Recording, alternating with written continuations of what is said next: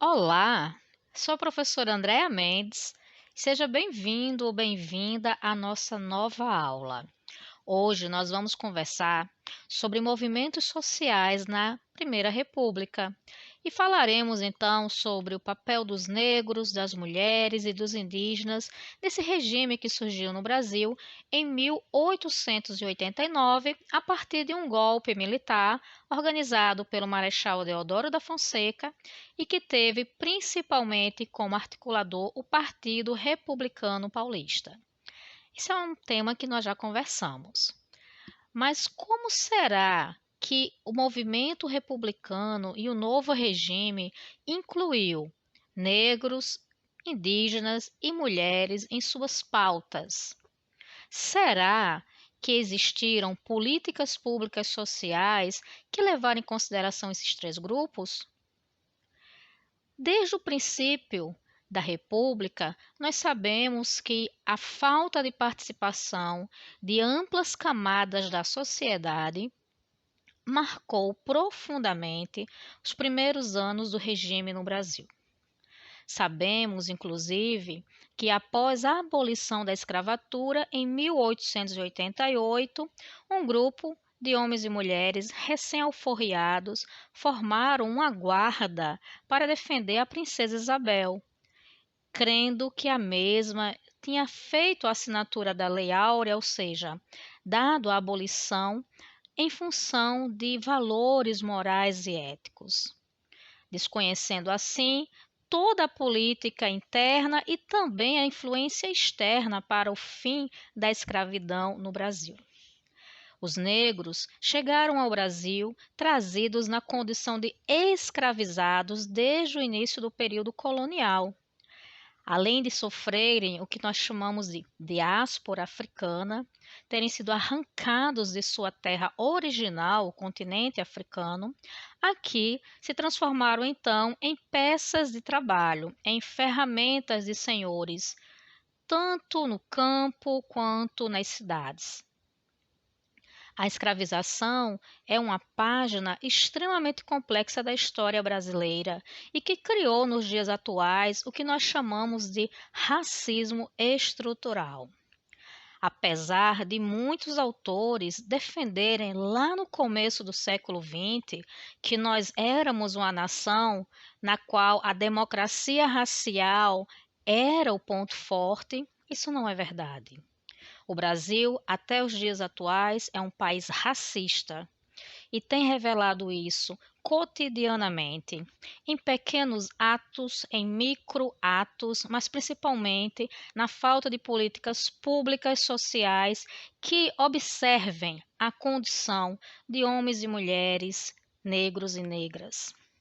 Por essa razão, a gente vai começar justamente falando sobre eles, que, segundo Darcy Ribeiro, é a terceira matriz étnica que forma o povo brasileiro.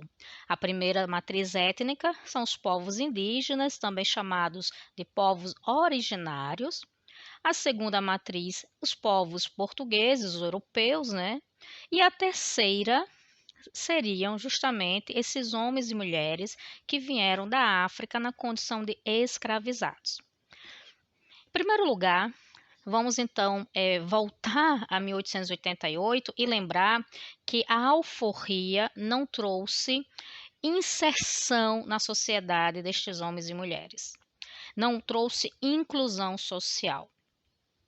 Tanto que muitos relatos, muitas fontes informam que ex-escravizados retornaram às antigas fazendas de café, aos antigos engenhos, às casas de seus antigos senhores para pedir emprego ou abrigo, já que após a alforria eles não foram inseridos em nenhum programa social. Outro aspecto que é bem importante é que a maioria foi também negligenciada no fato de não terem tido uma formação adequada para depois serem inseridos no mercado de trabalho. Então, aqueles homens e mulheres agora libertos, cidadãos, brasileiros, continuavam sendo tratados como pessoas de segunda classe. E por essa razão não tinham direito à moradia, não tinham direito a uma educação formal e não tinham direito também a empregos. Uma das soluções encontradas por estes homens e mulheres foi justamente procurar habitar áreas remotas, terrenos inférteis, como morros, como serras, e ali eles acabavam formando então um novo tipo de habitação. Segundo alguns especialistas, né, a origem do processo de favelização começa aí, com a ocupação dessas áreas de forma irregular e a falta de cuidados das autoridades públicas em dotar esses espaços de equipamentos e de condições mínimas para que estes homens e mulheres pudessem fazer as suas vidas. Outro aspecto, então, que faz parte, além dessa falta de educação formal, de preparação para o mercado, de habitação digna, foi justamente o desemprego. Então, muitos não tinham empregos formais e muitos, então, ficavam à margem da sociedade, desempregados. E isso também aumentou, então, a pobreza e a miséria dentro dos recém-libertos, dentro dos recém-alforriados. Claro que quando as pessoas defenderam o fim da escravidão, elas jamais imaginaram que seria feito da forma, da maneira que foi. O movimento pró-abolição ele era muito forte e ele tinha um engajamento de grandes personalidades, intelectuais, pessoas engajadas politicamente com a causa da liberdade. Porém, não se esperava que logo após a abolição houvesse uma troca de regime político e que o novo regime não desse qualquer espaço para essa população, que foi o caso da República Brasileira. Durante, então, o ano que antecedeu a proclamação da República, muitos homens se programaram para divulgar, para defender um projeto de liberdade para as populações de origem escravizadas. Porém, nós sabemos que após a proclamação da República, tudo isso ficou para trás. Principalmente porque nós estamos falando aqui de um projeto republicano que é um projeto excludente, que é um projeto elitista e que é um projeto que não tinha espaço para as camadas sociais, para as classes sociais populares. Por essa razão, nós estamos então diante de uma problemática que se estendeu do período republicano até os dias atuais. É importante também ressaltar que, além desse problema do desemprego, há sempre a questão da violência policial, que sempre fez parte, que sempre esteve perseguindo os negros e as negras escravizados, escravizadas ou até mesmo alforriados, libertos.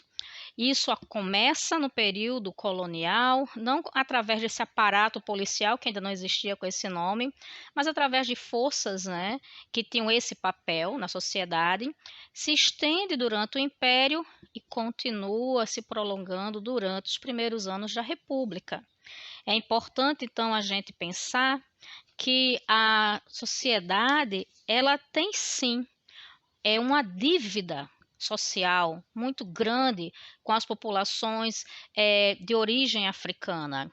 E é fato que é necessário fazer uma correção, não só com mais respeito às suas práticas culturais, às suas devoções, mas principalmente ao trabalho que estes ancestrais, estes homens e mulheres realizaram na construção dessa sociedade que nós conhecemos hoje como Brasil.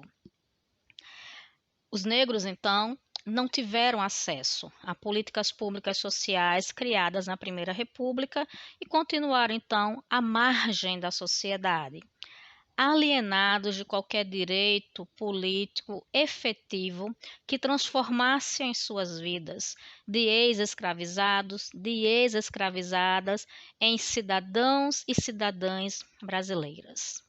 Então, nós temos algo a corrigir e convido vocês, então, para conhecer uma obra da Djamila Ribeiro, da filósofa Djamila Ribeiro, que é uma espécie de manual e nos ensina como sermos antirracistas. Aproveito também e indico a obra de Silva Almeida, do Racismo Estrutural, que é para a gente descobrir, então, onde estão as raízes da desigualdade entre os grupos étnicos no Brasil.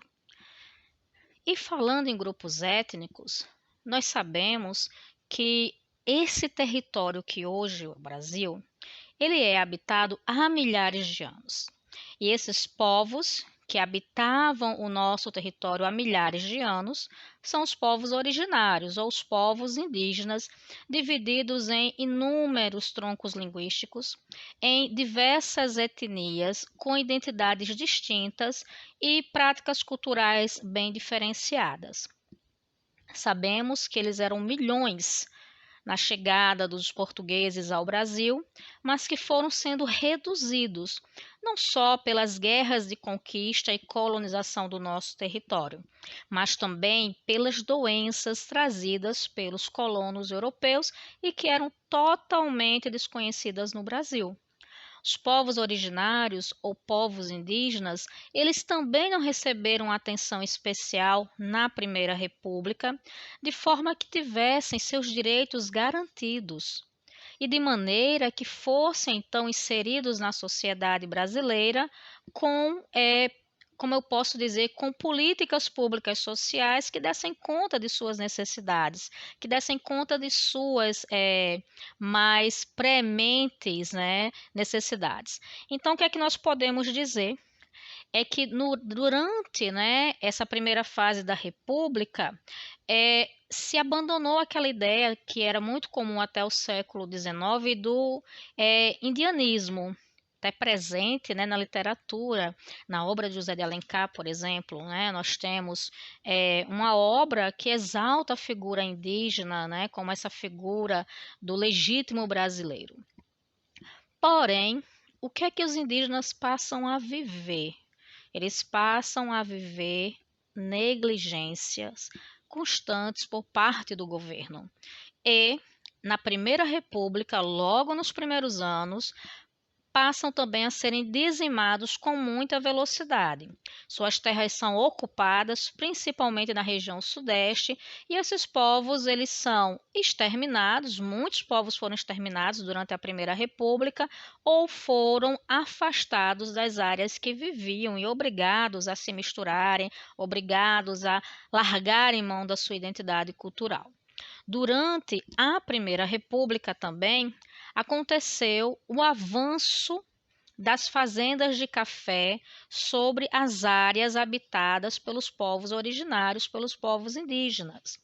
E mais uma vez, o governo republicano, ele não interferiu no sentido de proteger os direitos, as necessidades dessas populações indígenas. Pelo contrário, fez vistas grossas para os ataques às regiões habitadas pelos povos indígenas e principalmente para o fato deles serem eliminados.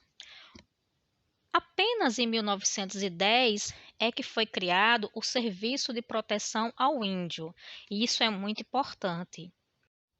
E por que o Serviço de Proteção ao Índio é tão importante? Porque pela primeira vez durante o período republicano, se pensou em criar uma política de proteção aos povos indígenas e que tivesse, então, a coordenação do governo federal. Foi convidado para a tarefa um militar chamado Marechal Cândido Rondon. Marechal é o título dele, né? A patente. E ele tinha como objetivo se aproximar de povos indígenas isolados, buscando não só pacificá-los, mas também civilizá-los. E aqui, nesse aspecto, nessa visão civilizadora, é que reside o problema. Pelo fato de que aqueles povos nativos, os povos indígenas, eles não precisavam passarem por uma aculturação. Eles precisavam ter as suas raízes culturais respeitadas, as fronteiras dos seus territórios mantidas e, acima de tudo, serem protegidos pelo Estado de povos invasores e de ações que degradassem o meio ambiente, fonte de sustentação e de vida destas comunidades. Surgiu então uma lei em 1928 de proteção ao indígena, que é a Lei 5.484. E, a partir então, os povos indígenas passaram a ser reconhecidos como povos de direitos e foram então protegidos a partir da tutela do Estado brasileiro em algumas áreas. Entretanto, o serviço foi ineficaz. Nem todos os povos indígenas contaram com essa visão do Estado brasileiro, né, de tutela. E como eu posso dizer, a jornada, né, de avanço sobre as terras indígenas, ela continua até hoje. Se nós nos detivermos às reportagens, às matérias de jornal dos últimos 3 anos, por exemplo, nós vamos ver que os povos indígenas continuam sendo expoliados de suas terras, de suas riquezas, de sua cultura, de suas crianças. Se nós examinarmos a mídia, né, os jornais, os sites, principalmente aquilo que tem, né, idoneidade, aquilo que busca falar a verdade, nós vamos ver que os povos indígenas continuam sendo vítimas de constantes ataques e que esses ataques, eles representam não só a ausência de políticas públicas sociais que os protejam, mas principalmente o aval para que os seus territórios sejam devastados pelo agronegócio, pela mineração, e assim os povos originários do Brasil ainda passam por grandes dificuldades para se manterem em suas raízes, sejam elas a cultura, sejam essas raízes a terra de onde eles estão há muitos e muitos séculos. E as mulheres? O que é que nós podemos falar sobre as mulheres na Primeira República? Já podemos de início lembrar que as mulheres nem foram convidadas para participarem das discussões sobre o movimento republicano. As mulheres não estavam presentes na parada que o Marechal Deodoro da Fonseca, junto com os seus apoiadores, prepararam para intimidar o governo brasileiro, que na época era o governo de Dom Pedro II. As mulheres no Brasil, desde o período colonial até os dias de hoje, elas estão dentro de um sistema que nós chamamos de patriarcalismo, que é um modelo da sociedade brasileira, na qual o homem ele tem um papel social considerado mais relevante e mais importante do que a mulher. A República não mudou muito. A mulher não ganhou um status renovado, graças às ações do governo, mas as mulheres passaram a ganhar mais força e a se mobilizarem muito, ainda nos séculos anteriores. Vamos pensar no Rio Grande do Norte. Nós temos um exemplo no Rio Grande do Norte, que é Nísia Floresta. Nísia Floresta, que não nasceu Nísia, nasceu Dionísia, é um exemplo de uma mulher que conheceu de perto a política e os danos que ela pode causar. E esta mulher, ela conheceu, ela bebeu nas fontes do feminismo do século XVIII e assim conseguiu no século XIX um destaque imenso, ao ponto de se aproximar de um discurso feminista muito bem articulado, muito bem argumentado, e que teve grandes apoiadores, inclusive na Europa. O próprio filósofo francês Auguste Comte era amigo de Nísia Floresta, da potiguar Nísia Floresta. Nísia Floresta denunciava em suas obras o preconceito que as mulheres viviam no século XIX e o quanto a vida das mulheres era limitada. E isso, obviamente, tem uma relevância muito grande, porque abriu espaço para que outras mulheres refletissem, pensassem sobre o seu lugar e reivindicassem mudanças na sociedade brasileira. As mulheres, elas, no século XIX, não tinham direito a uma educação plena. Elas não podiam frequentar uma formação completa numa escola, elas não podiam chegar à universidade. Foi apenas no final do século XIX, a partir de muitos debates na sociedade, de muitas lutas, que as mulheres começaram a construir a sua base, um espaço onde elas se transformaram, de fato, em protagonistas da sua história. E isso, é claro, começa dentro da República em 1910, quando é fundado um partido republicano feminino. A fundadora é a Leolinda Daltro. E junto dela, outras mulheres passam então a se interessar pela política e a se envolverem, percebendo que elas precisam atuar para terem os seus direitos legitimados, para terem as suas garantias respeitadas. Então, a República, ela traz um novo protagonismo para a mulher que era bem desconhecido nos séculos anteriores, no período anterior do regime brasileiro. E aí nós temos, então, uma grande contribuição para o aparecimento das primeiras professoras formadas com nível superior, para as primeiras médicas brasileiras, para as primeiras mulheres na política. E isso se concretiza justamente no século XX. Então, na Primeira República, as mulheres elas vão buscar serem mais ouvidas. Elas vão buscar esse protagonismo político que é tão importante, que é tão necessário.